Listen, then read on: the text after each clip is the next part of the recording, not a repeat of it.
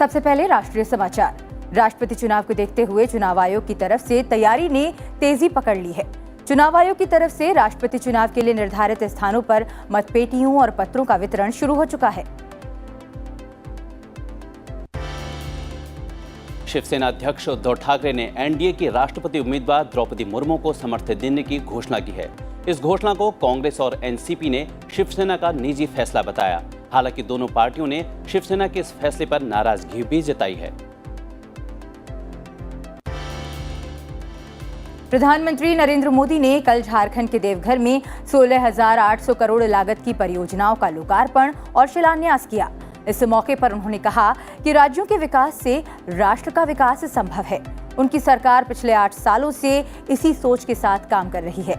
उड़ान योजना के तहत पिछले 5-6 सालों में लगभग 70 नए स्थानों को एयरपोर्ट्स, हेलीपोर्ट्स और वाटर एरोड्रोम्स के माध्यम से जोड़ा गया है।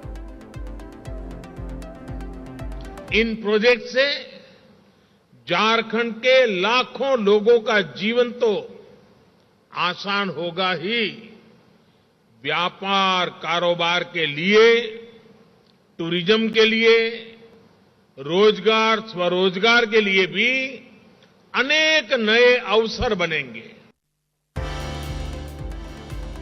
प्रधानमंत्री नरेंद्र मोदी ने बिहार विधानसभा के शताब्दी समारोह के समापन कार्यक्रम को संबोधित करते हुए कहा कि भारत में लोकतंत्र की अवधारणा उतनी ही प्राचीन है जितना ये राष्ट्र और संस्कृति है।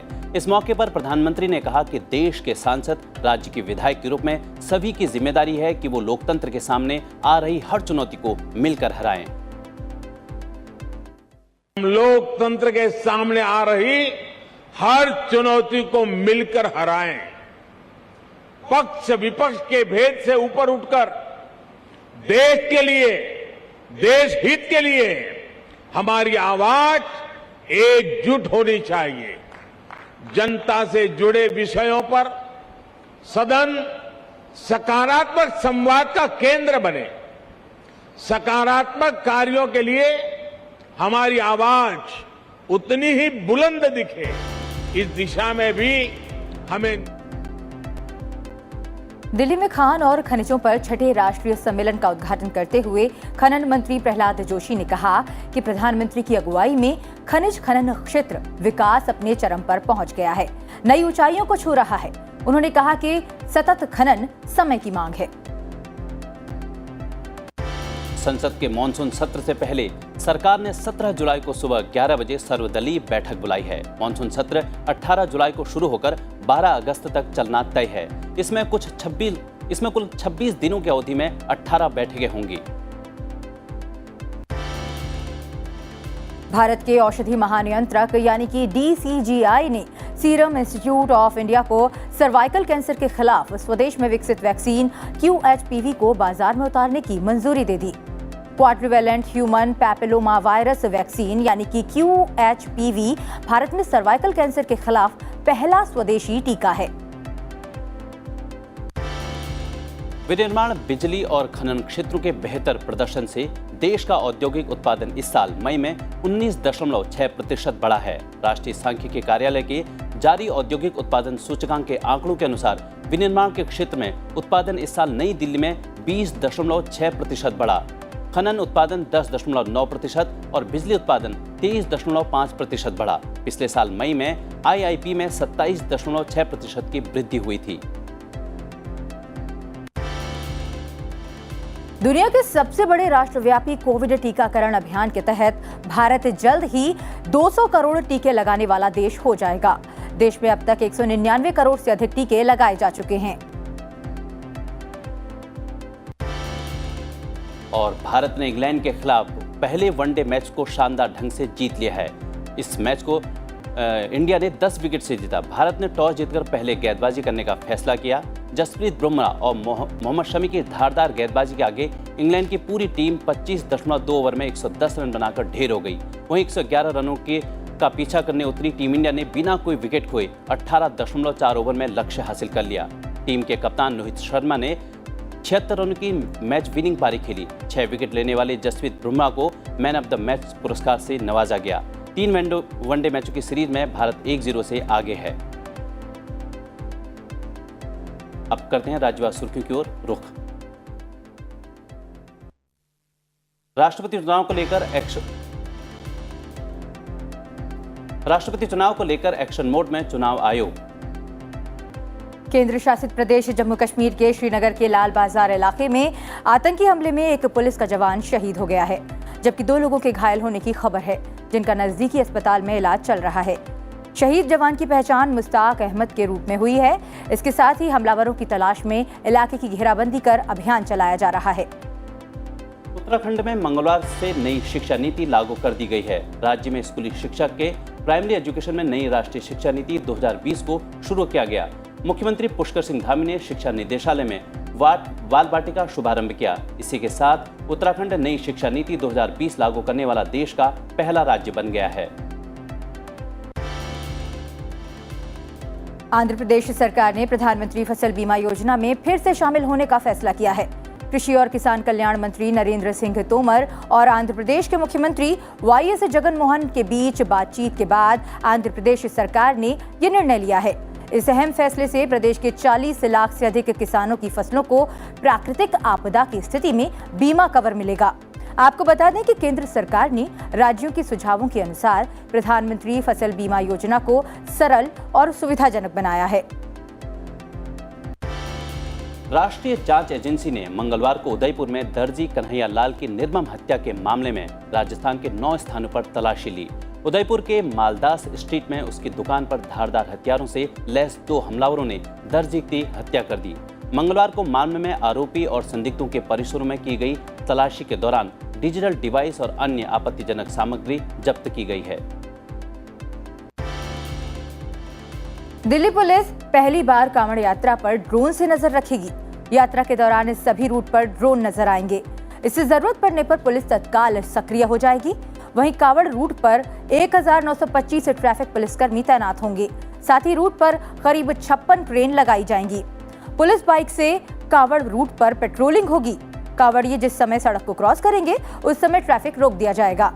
सांप्रदायिक दंगों वाली जगहों पर अमन कमेटियों की बैठक की जा रही है। दिल्ली पुलिस ऐप के जरिए कांवड़ियों का रजिस्ट्रेशन कर रही है। हिमाचल प्रदेश में कोरोना फिर से पांव पसारने लगा है। मंगलवार को प्रदेश में 356 लोगों के कोरोना टेस्ट की रिपोर्ट पॉजिटिव आई है। इसके साथ ही प्रदेश में कोरोना सक्रिय मरीजों का आंकड़ा 1350 हो गया है। लगातार कोरोना के मामले बढ़ने से प्रदेश सरकार ने अलर्ट जारी किया है। लोगों को वैक्सीन की दूसरी डोज लगाने के साथ साथ जिन लोगों ने बूस्टर डोज नहीं लगाई है उन्हें अस्पताल में वैक्सीन लगाने को कहा गया है। अस्पतालों में 32 मरीज उपचाराधीन हैं। उत्तर प्रदेश के मुख्यमंत्री योगी आदित्यनाथ ने पूर्ववर्ती सरकारों पर उत्तर प्रदेश की सुरक्षा से खिलवाड़ करने का आरोप लगाया। प्रोविंशियल आर्म्ड कांस्टेबलरी में भर्ती आरक्षियों के दीक्षांत समारोह में उन्होंने कहा कि पीएसी बल को समाप्त करने के लिए पहले की सरकारों ने 54 कंपनियां समाप्त कर दी थीं। उदयपुर के कन्हैया लाल हत्याकांड के 3 आरोपियों को कोर्ट ने 16 जुलाई तक पुलिस कस्टडी में भेज दिया है। वहीं 4 अन्य आरोपियों को 1 अगस्त तक न्यायिक हिरासत में जेल भेज दिया गया है। गुजरात में पिछले कई दिनों से हो रही मूसलाधार बारिश से आफत मची है। यहाँ कई जिले बाढ़ की चपेट में हैं। वहीं अहमदाबाद सहित कई शहर जलमग्न हो गए हैं। दक्षिणी गुजरात के डांग, नवसारी, तापी और वलसाड़ जिले भारी बारिश से प्रभावित हैं, जबकि मध्य गुजरात के पंचमहल, छोटा उदयपुर और खेड़ा जिलों में भारी बारिश हुई है। यहाँ लोगों के घरों में पानी घुस आया है। हेलीकॉप्टर की मदद से बाढ़ में फंसे लोगों को रेस्क्यू किया जा रहा है। बारिश की वजह से कई नदियां उफान पर हैं, जिससे कई इलाके जलमग्न हो गए हैं। अधिकारियों के मुताबिक यहां अब तक बाढ़ और भूस्खलन से 61 लोगों की मौत हो चुकी है। वहीं मौसम विभाग ने यहां अगले 5 दिनों तक भारी बारिश का अलर्ट जारी कर रखा है। महाराष्ट्र के कई जिलों में भी भारी बारिश से स्थिति काफी बिगड़ गई है। यहां 1 जून से अब तक 83 लोगों की मौत हो चुकी है। बाढ़ में फंसे लोगों को सुरक्षित स्थानों पर पहुंचाया जा रहा है।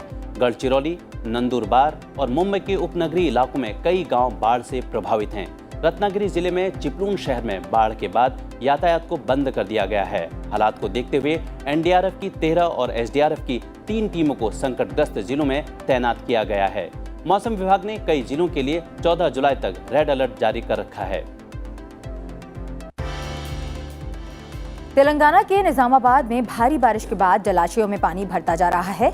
इसका असर श्री राम सागर प्रोजेक्ट डैम पर दिखा। जलस्तर में बढ़ोतरी के बाद प्रशासन अलर्ट हो गया। फौरन डैम के गेट खोलने का फैसला किया गया। अधिकारी मौके पर पहुंचे और डैम के 9 गेट खोल दिए गए। इधर आंध्र प्रदेश में गोदावरी नदी में पानी का स्तर बढ़कर 12.1 लाख क्यूसेक पर पहुंचने के बाद बाढ़ का खतरा बढ़ गया है। राजा महेंद्रवरम के पास डोवालेश्वरम बैराज में पहली चेतावनी जारी कर दी गई है। अब बात करते हैं अंतर्राष्ट्रीय खबरों से। श्रीलंका के सुप्रीम कोर्ट में एक याचिका दायर कर पूर्व प्रधानमंत्री महिंदा राजपक्षे और राजपक्षे शासन के अन्य प्रभावशाली अधिकारियों को शीर्ष अदालत की पूर्व मंजूरी के बिना देश से बाहर जाने से रोकने के लिए अंतरिम आदेश जारी किए जाने का आग्रह किया गया है। लेकिन एएफपी न्यूज एजेंसी ने अधिकारियों के हवाले से बताया कि श्रीलंका के राष्ट्रपति गोटबाया राजपक्षे मालदीव पहुंच गए हैं। इस बीच ये भी सूचना है कि श्रीलंका के पूर्व वित्त मंत्री बेसिल राजपक्षे को देश छोड़ने से रोक दिया गया। श्रीलंका के राष्ट्रपति गोटबाया राजपक्षे के इस्तीफा देने की घोषणा के बाद श्रीलंका के राजनीतिक दलों ने सर्वदलीय सरकार बनाने और 20 जुलाई को नए राष्ट्रपति का चुनाव करने की दिशा में कई कदम उठाए ताकि देश को और अराजकता की ओर बढ़ने से रोका जा सके। प्रधानमंत्री विक्रम सिंघे के कार्यालय ने कहा था कि नई सर्वदलीय अंतरिम सरकार बनते ही समूचा मंत्रिमंडल इस्तीफा दे देगा और नई सरकार को अपनी जिम्मेदारी सौंप देगा। रूस यूक्रेन युद्ध में अब ईरान रूस का साथ देगा। इस युद्ध में ईरान की तरफ से रूस को कार्रवाई के लिए ड्रोन मुहैया कराए जाएंगे। उधर बाइडेन सरकार ने कहा कि वह इस युद्ध में यूक्रेन को 1.7 अरब डॉलर की सहायता देगा। अमेरिका का दावा है कि ईरान सैकड़ों हथियार और सक्षम ड्रोन रूस को देने की तैयारी में है। व्हाइट हाउस के राष्ट्रीय सुरक्षा सलाहकार जेक सुलिवन ने कहा कि यह स्पष्ट नहीं है कि ईरान ने अभी तक रूस को कोई ड्रोन दिया है या नहीं। संयुक्त राष्ट्र महासचिव एंटोनियो गुटेरेस ने बच्चों की सुरक्षा के लिए भारत में कानूनी और प्रशासनिक ढांचा बनाए जाने और कई राज्यों में बाल सुरक्षा सेवाओं की पहुंच में सुधार का स्वागत किया है। हालांकि कुछ जिलों में हथियारबंद समूहों द्वारा बच्चों की भर्ती किए जाने के खतरे को लेकर उन्होंने चिंता भी जताई। ट्विटर ने एलन मस्क के खिलाफ मुकदमा दायर किया है। पिछले कुछ दिनों से माइक्रो ब्लॉगिंग साइट ट्विटर 44 अरब डॉलर का अधिग्रहण सौदा रद्द होने के बाद मस्क के खिलाफ कानूनी कार्रवाई की तैयारी कर रहा था। न्यूयॉर्क के नामी कानूनी फर्म वाचटेल लिप्टन रोसेन एंड कार्ज ने आरोप लगाया है कि एलन मस्क ने ट्विटर के सौदे से बचने की कोशिश की है, जो अनुबंध का उल्लंघन है। अमेरिका और वर्ल्ड बैंक ने ऐलान किया है कि वो युद्धग्रस्त यूक्रेन में काम कर रहे स्वास्थ्य कर्मियों के लिए आर्थिक मदद मुहैया करेगा। अमेरिका और वर्ल्ड बैंक से मिले 1.7 बिलियन अमेरिकी डॉलर के जरिए स्वास्थ्य कर्मियों को उनकी तनख्वाह समय पर दी जा सकेगी। नासा वेब टेलीस्कोप ने विशाल गैस ग्रह WASP 96b पर पानी के हस्ताक्षर पर कब्जा कर लिया है, जो 1150 प्रकाश वर्ष दूर एक तारे की परिक्रमा करता है। नासा के मुताबिक उन्होंने पहली बार इस एक्सोप्लैनेट के वातावरण में बादलों के साक्ष्य का पता लगाया है।